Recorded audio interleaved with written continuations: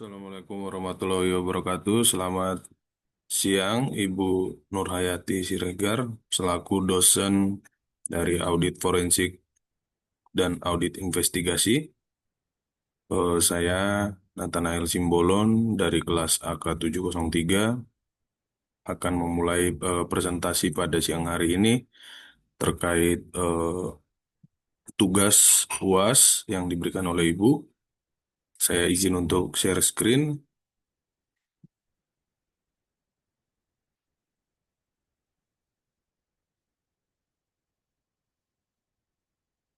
Baik, yang untuk pertama kali soal yang nomor satu itu mengenai profil singkat PT Asuransi Jiwasraya Persero. Jadi deskripsi utamanya ini perusahaan BUMN PT Asuransi Jiwasraya. Dia sektor asuransi jiwa yang berdirinya tahun 1859 yang berkantor pusat di Jakarta. Jadi sejarah dan transformasinya. Jiwasraya ini merupakan perusahaan asuransi jiwa tertua di Indonesia, berdiri pada 31 Desember 1859 yang dinamai dengan Belanda Nederland Indies Levensvereniging Maatschappij atau disingkat NILLMIJ. Nah, perusahaan ini dinasionalisasi oleh pemerintah Indonesia 1960 dan resmi menjadi PT Asuransi Jiwasraya Persero pada 1984 untuk data keuangan dan fakta kasusnya. Jadi berdasarkan dokumen tugas dan audit BPK, eh, data-data yang mencerminkan kondisi Jiwasraya saat terjadi krisis itu yang pertama ada gagal bayar. Pada Oktober 2018, perusahaan mengumumkan ketidakmampuan bayar klaim polis produk JS Saving Plan. Ini jatuh temponya senilai 12,4 triliun. Nah, total kerugian negara yang diakibatkan eh, at- jadi berdasarkan audit investigatif BPK menyimpulkan total kerugian mencapai 16,81 triliun. Jadi ini berasal dari kerugian investasi saham dan reksadana. Lalu yang ketiga ada modus operandi. Di sini melibatkan praktik skema Ponzi di mana pembayaran klaim nasabah itu menggunakan premi dari nasabah baru. Jadi serta investasi pada saham gorengan, ada saham lapis ketiga yang berisiko tinggi namun dimanipulasi harganya. Yang keempat, indikasi fraud. Melakukan window dressing, jadi eh, mempercantik laporan keuangan, dimanipulasi laporan keuangannya untuk menutupi ekuitas negatif yang ini sudah terjadi sejak 2006. Lalu dari segi keanggotaan dan afiliasi, sebagai perusahaan asuransi besar, pada masanya Jiwasraya memiliki afiliasi dan keanggotaan sebagai berikut. Yang pertama ada anggota AAJ, Asosiasi Asuransi Jiwa Indonesia. Ini sebagai wadah perusahaan asuransi jiwa untuk berkolaborasi dan mengikuti standar industri. Lalu ada yang di bawah pengawasan OJK. Di sini OJK berperan sebagai regulator yang mengawasi tingkat kesehatan keuangan, seperti risk-based capital. Selanjutnya ada Mitra Bank atau Bank Assurance. Ini Jiwasraya bekerja sama dengan berbagai bank, BRI, BTN, dan lain-lain. Itu untuk mendistribusikan produk mereka yang JS Saving Plan. Nah, untuk secara kondisi gambaran saat ini, Jiwasraya itu setuju untuk direstruksi dipindahkan secara bertahap ke IFG Life guna memastikan pemenuhan kewajiban pemegang polis. Lalu selanjutnya untuk soal nomor 2, indikasi awal fraud di PT Jiwasraya. Jadi indikasi awalnya ini saya klasifikasikan ke dalam 3 kategori utama berdasarkan jenis penyimpangan ACV. Jadi yang pertama, produk investasi yang tidak masuk akal. Di sini menawarkan bunga produk GS Saving Plan sebesar 13 hingga 14%. Jadi secara teoritis, imbal hasil yang sangat jauh di atas bunga deposito bank atau benchmark pasar merupakan indikasi adanya tekanan untuk menarik likuiditas secara cepat. Lalu yang kedua, di sini ketidaksesuaian aset dengan kewajiban. Jadi kewajiban klaim yang jatuh temponya tidak sebanding dengan kas yang tersedia. Nah, ini indikasinya muncul ketika perusahaan mulai menunda pembayaran klaim atau gagal bayar. Yang ketiga, adanya keanehan dalam laporan keuangan atau window dressing tadi yang sudah kita bahas. Jadi, pencatatan laba semu sejak tahun 2006. Jadi, ini secara visual, laporan terlihat sehat, namun pada risk based capitalnya berada di bawah ketentuan minimal OJK. Yang selanjutnya di sini ada konsentrasi portofolio yang beresiko. Penempatan dana premi pada saham-saham non-liquid atau saham-saham gorengan yang harganya mudah itu dimanipulasi oleh pihak terafiliasi. Nah, bagaimana tahapan-tahapan audit investigatif untuk mendeteksi fraud? Jadi auditor harus menerapkan aksioma itu bahwa penyimpangan itu disembunyikan dan menggunakan metodologi-metodologi seperti berikut. Yang pertama ada namanya tahap pra-perencanaan atau analisis data yang tersedia. Nah, di sini auditor mulai dengan menganalisis data awal. Data awal itu apa aja? Seperti laporan keuangan, ada portofolio investasi, begitu juga pengaduan-pengaduan yang ada. Nah, ini dari analisis vertikal dan horizontal membandingkan pertumbuhan premi dan pertumbuhan investasi. Jadi jika preminya naik, tetapi hasil investasinya stagnan atau justru rugi, nah ini ada potensi dana dialihkan. Baru yang kedua, ada pemeriksaan dokumen sumber, meninjau notulensi rapat komite investasi untuk melihat apakah penempatan dana pada saham beresiko disetujui secara kolektif atau hanya keputusan sepihak oleh manajemen. Tadi kita di tahap pra-perencanaan, baru kita lanjut di tahap pengembangan hipotesis. Jadi auditor membangun skenario mengenai bagaimana fraudnya dilakukan. Jadi berdasarkan materi, eh, auditor harus membedah fraud triangle. Yang pertama itu ada motivasi. Ini apakah direksinya memiliki target bonus tertentu? Lalu ada kesempatan. Apakah kontrol internal pada divisi investasi lemah? Lalu ada rasionalisasi. Apakah pelaku merasa tindakan ini dilakukan demi menyelamatkan perusahaan? Nah, ini gambar dari fraud triangle teori, ada pressure, opportunity, dan rasional. Lalu yang ketiga masuk ke tahap pengujian atau hipotesa. Nah, di tahap ini auditor melakukan pembuktian dua sisi. Aksioma investigasi melalui teknik tadi. Yang pertama ada teknik follow the money, jadi pelacakan dananya. Melacak aliran premi dari nasabah masuk ke rekening perusahaan, lalu ke MI atau manajer investasi, hingga ke emiten saham tertentu. Jadi auditor mencari tahu apakah ada kickback atau aliran dana kembali ke oknum manajemen. Yang kedua, teknik digital forensis. Jadi eh, mengambil data dari komputer atau email manajemen untuk menemukan bukti komunikasi dengan broker atau manajemen investasi terkait manipulasi harga saham. Yang ketiga, teknik interview dan interogasi. Jadi auditor melakukan wawancara kepada staf bagian investasi untuk mendapatkan informasi operasional, melakukan interogasi kepada tersangka untuk mendapatkan pengakuan atas kesepakatan yang dilakukan. Lalu eh, yang keempat masuk ke tahap evaluasi dan perbaikan hipotesis. Jadi jika bukti awal menunjukkan adanya kerugian investasi karena kondisi pasar, maka auditor memperbaiki hipotesis. Namun jika investasi dilakukan pada saham eh, ada hubungan istimewa tanpa prosedur yang benar, maka hipotesis fraud terbukti. Nah, kita masuk yang ke lima, tahap pelaporan dan kesimpulan. Nah, di sini laporan hasil audit investigatif harus mampu menjawab pertanyaan 6W tambah 1H. Jadi apa itu? Yang pertama, who. Jadi siapa saja direksi dan pihak eksternalnya atau broker yang terlibat. Yang kedua, apa jenis penyimpangannya. Lalu yang ketiga, di mana transaksi dan berapa lama durasi skema Ponzi tersebut berjalan. Lalu yang keempat, eh, apa motif utamanya. Dan yang terakhir, how, bagaimana mekanismenya laporan keuangan, manipulasi laporan keuangannya dilakukan. Kita lanjut pertanyaan yang ketiga, mekanisme window dressing pada PT Jiwasraya. Seperti tadi yang dijelaskan di atas juga terkait manipulasi laporan keuangan. Nah, di sini PT Jiwasraya bukan sekedar salah catat. Jadi di sana ada menyembunyikan defisit keuangan yang besar.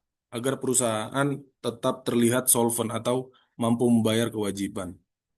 Nah, terlihat dari yang pertama itu penggelembungan nilai aset atau asset overvaluation. Jadi Jiwasraya memindahkan dana nasabah ke instrumen saham dan reksadana berkualitas rendah atau sering disebut saham gorengan.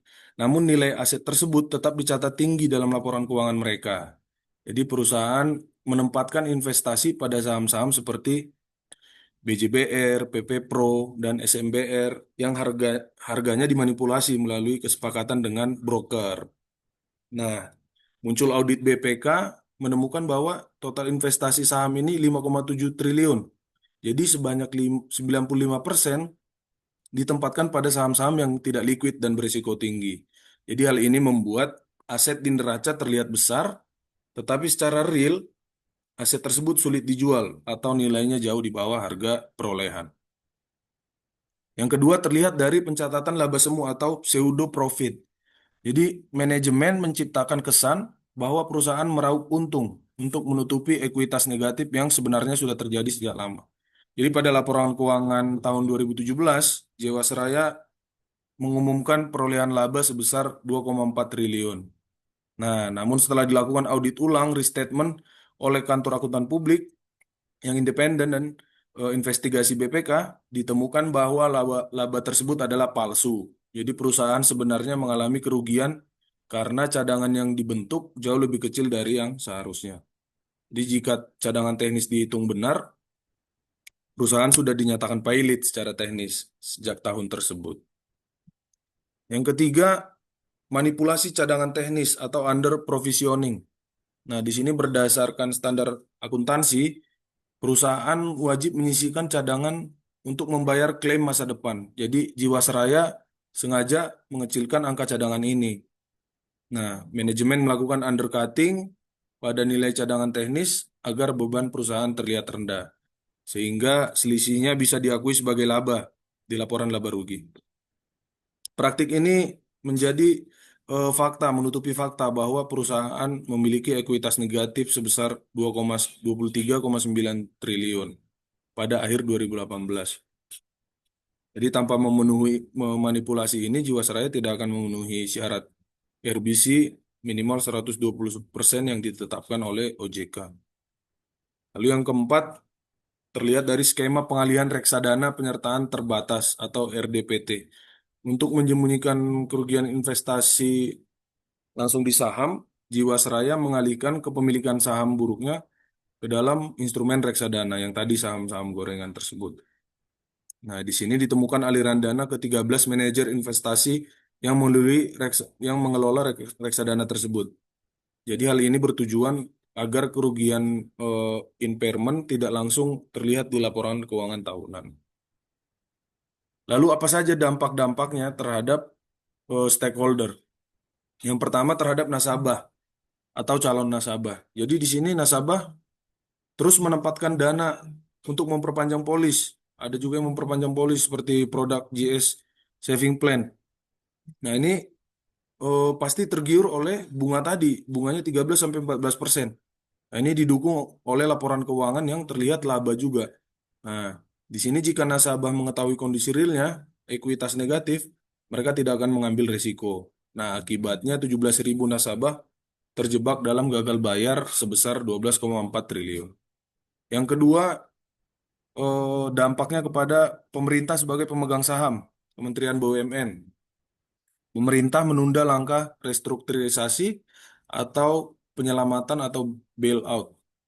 Nah, karena laporan keuangan menunjukkan kinerja baik, pemegang saham menganggap manajemen bekerja secara efisien. Jadi hal ini menyebabkan kerugian negara membengkak hingga 16,81 triliun. Ini oleh audit BPK karena tindakan korektif tidak dilakukan sejak dini. Selanjutnya dampaknya kepada OJK. Di sini OJK memberikan penilaian tingkat kesehatan perusahaan yang tidak akurat. Manipulasi RBC membuat regulator tidak segera menetapkan status pengawasan khusus. Jadi keputusan pengawasan menjadi bias karena data yang digunakan sebagai landasan adalah palsu. Dampaknya juga kepada auditor di sini memberikan opini WTP pada tahun-tahun tertentu sebelum kasus mencuat. Laporan audit yang bersih menjadi alat justifikasi bagi manajemen. Hal ini mencederai kredibilitas profesi akuntan. Nah, dari sini praktik window dressing di Jiwasraya mengakibatkan asimetri informasi yang fatal. Keputusan yang diambil oleh pemegang polis maupun pemerintah didasarkan data yang salah, yang pada akhirnya mengakibatkan kerugian finansial dan hilangnya kepercayaan publik. Soal nomor 4, skema Ponzi yang menjadi bagian dari kasus fraud besar. Nah, ini bagaimana peran auditor dalam mengidentifikasi pola seperti ini saat melakukan audit investigasi. Yang pertama, tadi kita sudah bahas juga sedikit, pembuktian dua sisi. Jadi skema Ponzi ini harus membuktikan lewat dua sisi. Yang pertama, auditor tidak hanya memeriksa laporan laba ruginya aja, tetapi harus secara aktif juga mencari bukti bahwa laba tersebut itu fiktif. Jadi auditor melakukan pengujian apakah dana yang keluar atau untuk bayar bunga atau klaim memiliki korelasi keuntungan investasi atau justru korelasi dengan dana yang masuk dari nasabah baru. Lalu menggunakan analisis arus kas atau tadi kita sebut juga follow the money. Teknik utama untuk mendeteksi pola Ponzi adalah melacak aliran dananya secara detail, analisis sumber dana, dan identifikasi anomali. Lalu yang ketiga, evaluasi underlying asset atau aset dasar. Nah, di sini juga auditor harus memverifikasi keberadaan dan nilai real aset yang diklaim yang menghasilkan laba tinggi tadi. Melalui verifikasi eksistensi, itu apakah saham benar yang benar-benar dibeli liquid, dan yang kedua, penilaian kewajaran. Auditor harus mencurigai adanya manipulasi nilai aset atau penggunaan dana nasabah. Yang keempat tadi sudah kita bahas di atas, fraud diamond. Yang kelima, ada tahapan metodologi investigatif. Nah, auditor harus mengikuti tahapan sistematis untuk mengidentifikasi pola Ponzi. Di sana ada melihat tren pertumbuhan nasabah, eh, pertumbuhan laba investasi, ada juga apakah pembayaran bunga nasabah diambil dari modal nasabah lain, atau menggunakan hipotesis melakukan konfirmasi ke bank kustodian dan manajer investasi untuk melihat apakah dana yang benar-benar diinvestasikan atau hanya sekadar parkir untuk eh, mempercantik neraca. Lalu yang keenam, menggunakan teknologi forensik. Di sini auditor menggunakan data analisis untuk melihat pola transaksi massal. Jadi pada skema Ponzi seringkali terdapat pola transaksi yang berulang-ulang pada tanggal tertentu. Jadi menjelang jatuh tempo klaim biasanya. Nah, yang tidak sesuai dengan siklus bisnis investasi normal. Nah, peran auditor di sini untuk melakukan membongkar substansi transaksi, bukan hanya sekedar mencocokkan angkanya saja. Dalam skema Ponzi, auditor bertindak sebagai detektif keuangannya.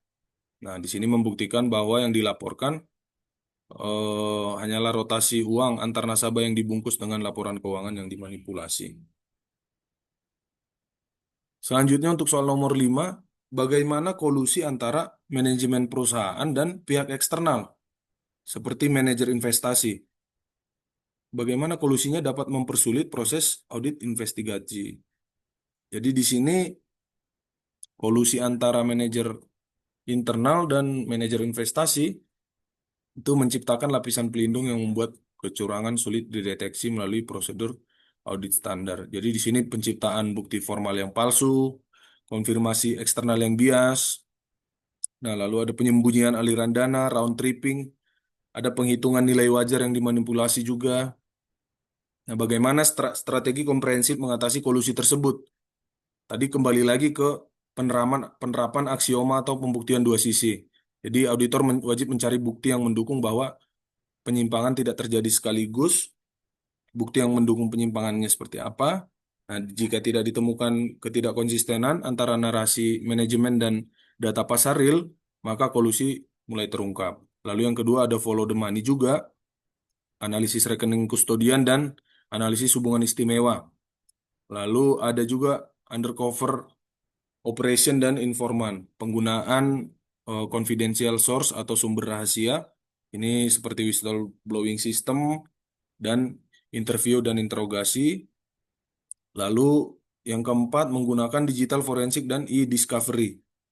Jadi karena bukti fisik yang sering dimanipulasi, maka auditor harus masuk ke jejak digitalnya. Yang pertama ada email dan chatnya bisa diaudit. Lalu yang kedua melalui metadata analisis dengan memeriksa kapan dokumen kontraknya dibuat. Nah ini seringkali kolusi kontraknya dibuat setelah auditnya dimulai atau backdate ya. Lalu yang kelima menggunakan kerjasama antar regulator. Nah, di sini ada peran OJK dalam pengawasan juga. Jadi, auditor investigasi dapat meminta bantuan OJK untuk membuka data rahasia perbankan atau pasar modal yang tidak bisa diakses oleh auditor atau KAP biasa.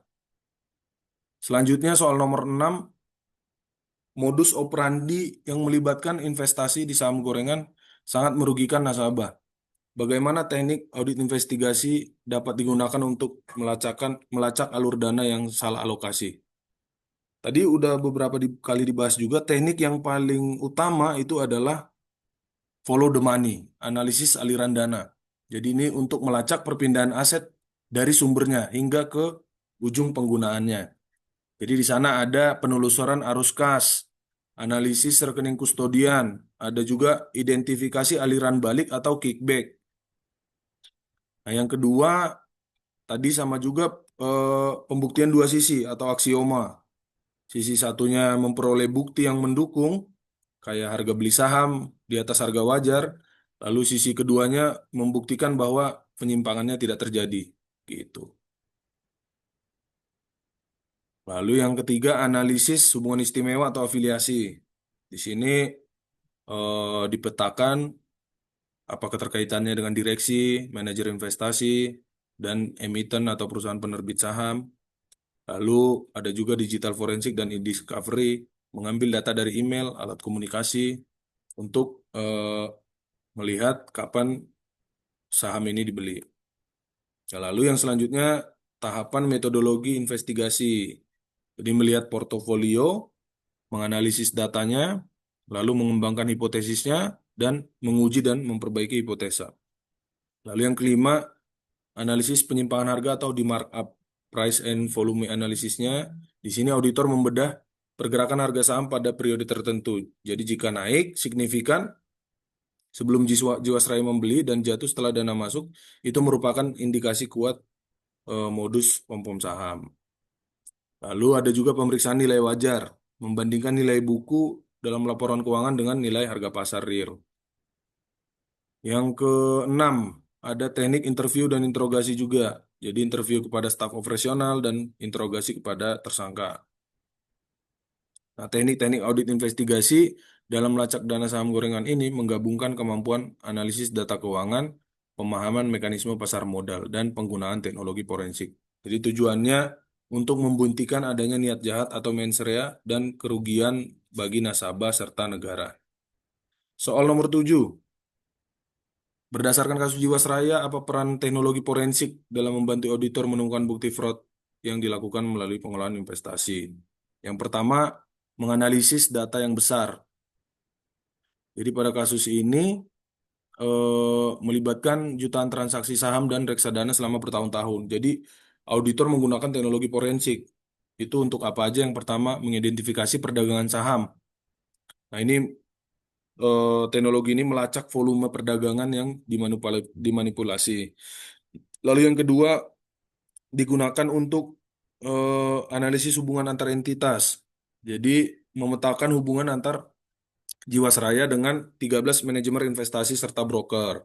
Jadi bisa ditarik garis hubungan tersembunyi antara aliran dana perusahaan dengan pihak-pihak yang diuntungkan secara ilegal. Yang kedua, e-discovery atau digital forensik.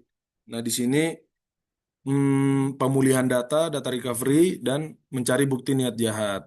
Nah, itu bisa melalui mengambil email, pesan, chat, dokumen, instruksi, investasi yang telah dihapus dari server. Lalu ada juga pencarian kata kunci pada teknologi forensik, menemukan percakapan yang membuktikan adanya kesepakatan kickback. Yang ketiga, pelacakan alur dana, follow the money tadi.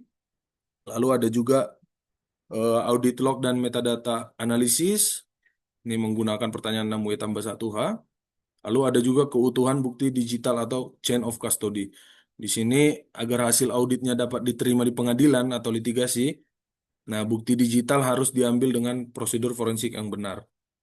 Nah di sini teknologi forensik memastikan bahwa buktinya asli, tidak berubah, dan memiliki nilai pembuktian yang kuat saat nanti di persidangan. Soal nomor 8, berdasarkan kasus Jiwasraya, apa peran teknologi forensik dalam membantu auditor? Nah, di sini evaluasi materialistis dan niat, di auditor harus membedakan apakah ketidaksesuaian standar akuntansi tersebut merupakan kesalahan teknis semata atau tindakan yang disengaja untuk menutupi fraud ya. Nah, jika error, auditor meminta manajemen melakukan koreksi. Jika indikasi fraud, seperti kasus Jiwasraya ini, auditor harus meningkatkan status pemeriksaan menjadi audit investigatif. Nah, ini mengubah tujuan audit, mengungkap fakta 6W tambah 1 hanya tadi. Lalu pembuktian dua sisinya seperti apa? Nah, melakukan tahapan investigasi sistematis. Jadi, menganalisis data, mengembangkan hipotesanya, baru menguji dan memperbaiki hipotesa.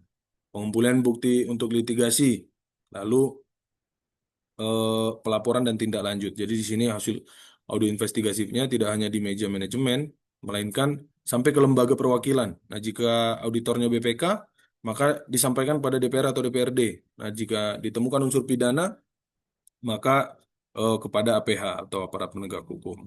Nah, ini sesuai pasal 13 Undang-Undang Nomor 15 Tahun 2004. Yang kesembilan, total kerugian 16,8 triliun. Apa sajakah langkah-langkah yang dapat dilakukan auditor untuk menghitung dan memastikan besar kerugian fraud? Yang pertama, identifikasi penyimpangan melawan hukum. Sebelum menghitung angka, auditor harus memastikan adanya perbuatan melawan hukum. Jadi auditor mencari bukti adanya aset misappropriation dan fraudulent statement, yaitu dengan menentukan aturan investasi yang dilanggar.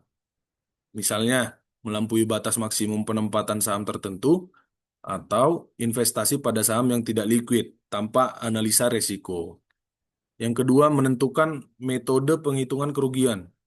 Jadi harus ditentukan digunakan umumnya adalah metodenya kerugian total atau total loss atau metode selisih harga atau net loss. Jadi jika seluruh dana yang dikeluarkan tidak memberikan manfaat sama sekali bagi negara. Nah, yang kedua itu menghitung selisih antara nilai uang yang dikeluarkan negara dengan nilai real asset yang diperoleh. Yang ketiga, analisis nilai real portofolio investasi. Jadi mark to market atau likuiditas aset. Nah, di sini yang keempat, pelacakan aliran dana. Yang kelima, memperhitungkan pemulihan aset recovery. Jadi di sini besaran kerugian negara. Yang pasti itu adalah total uang yang keluar dikurangi dengan aset yang berhasil disita atau dikembalikan, yaitu dengan melakukan inventarisasi aset yang disita oleh kejaksaan seperti properti, kendaraan, saham-saham yang masih bernilai. Nah, itu untuk mengurangi angka kerugian kotor yang menjadi kerugian negara. Lalu keenam, proses verifikasi dan klarifikasi. Di sini auditor harus melakukan pembuktian dua sisi, yaitu kesempatan pada pihak terperiksa untuk menjelaskan atau memberikan bukti tandingan. Nah, ini untuk memastikan bahwa angka 16,8 triliun tidak mengandung unsur ganda atau double counting. Yang ketujuh, formulasi LHP. Nah, yang terakhir itu setelah angka yang didapat itu sudah pasti, auditor menyusun laporan tadi, laporan hasil pemeriksaan dengan 6W tambah 1H. Jadi siapa yang bertanggung jawab, bagaimana skemanya. Nah, laporan ini nanti gunakan di persidangan. Soal yang ke-10, dalam kasus Jiwasraya, bagaimana transparansi dan budaya pengelolaan yang baik atau good governance dapat mencegah terjadinya fraud di perusahaan asuransi. Yang pertama harus adanya transparansi, menghilangkan peluang penyembunyian. Di sini pelaporan nilai real harus. Yang kedua itu keterbukaan informasi produk. Jadi good corporate governance atau GCG itu mewajibkan perusahaan melaporkan hasil investasi berdasarkan nilai pasar. Jadi jika Jiwasraya transparan, maka frantic window dressing tidak bisa dilakukan selama bertahun-tahun. Lalu adanya keterbukaan informasi produk. Yang kedua, yang kedua itu akuntabilitas. Jadi pengawasan ketat pada komite investasi. Jadi pada kasus Jiwasraya ini, keputusan investasi seringkali terpusat pada segelintir oknum. Jadi good corporate governance harus mencegah ini. Melalui apa? Yang pertama check and balance, lalu yang kedua ada penyajian laporan ke BPK atau OJK.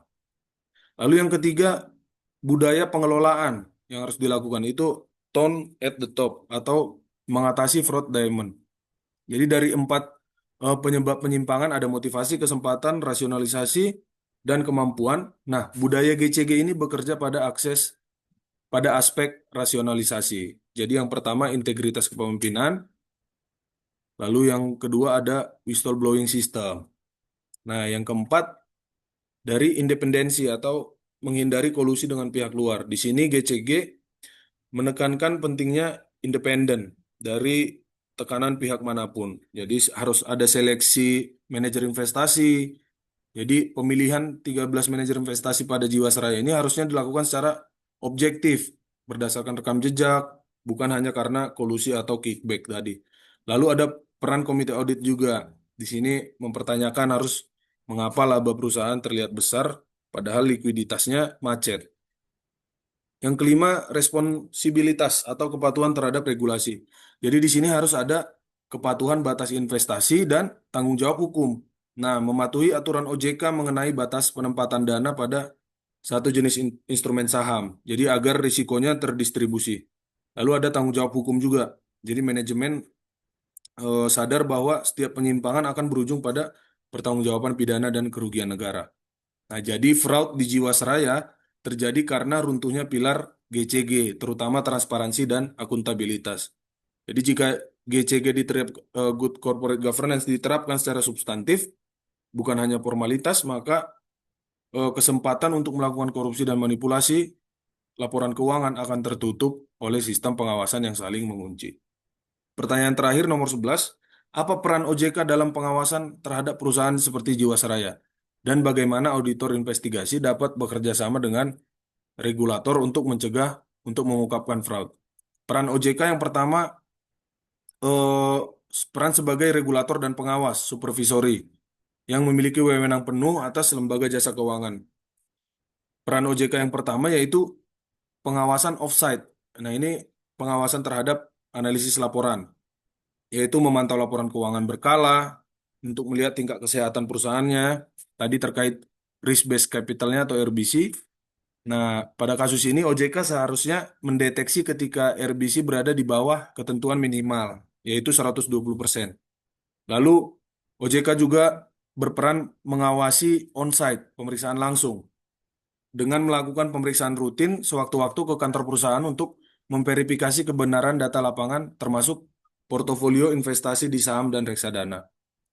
Lalu yang ketiga, OJK berperan sebagai pengatur batas investasi dengan menetapkan regulasi mengenai batasan maksimum penempatan dana pada instrumen yang berisiko. Jadi agar perusahaan asuransi tidak melakukan konsentrasi aset pada saham gorengan tadi.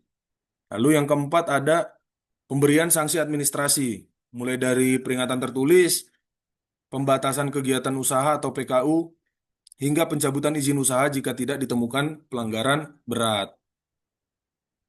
Jika ditemukan pelanggaran berat. Nah, selanjutnya kerjasama auditor investigasi dengan regulator seperti apa?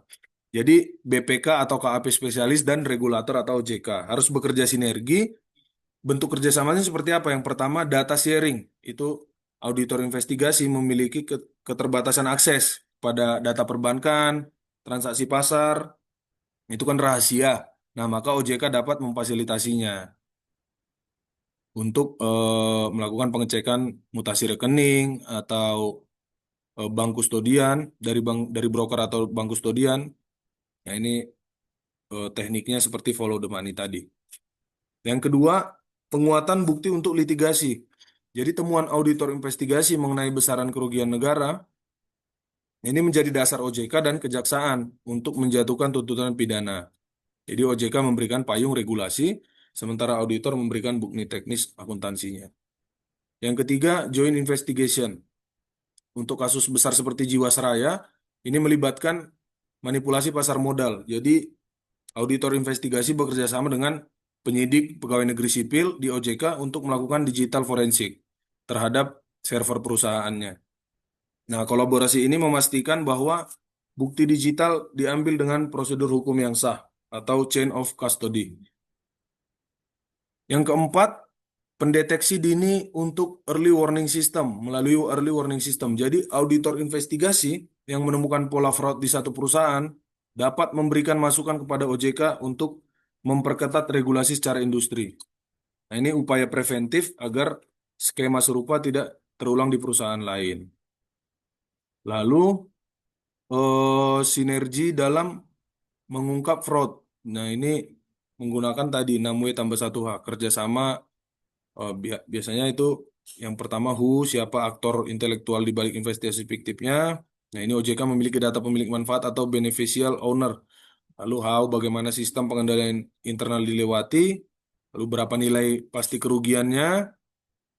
Nah, ini sinergi dalam mengungkap fraud. Jadi kira-kira dari 11 soal tersebut, saya yang saya jelaskan tadi jawabannya semoga bisa menjadi bekal dan menjadi pedoman bagi saya dan teman-teman dalam em, melanjutkan perkuliahan di audit forensik dan audit investigasi. Terima kasih atas kesempatan yang diberikan Ibu Nurhayati Siregar. Semoga eh, kita sehat selalu dan diberkati oleh Tuhan Yang Maha Esa. Selamat siang, Assalamualaikum warahmatullahi wabarakatuh.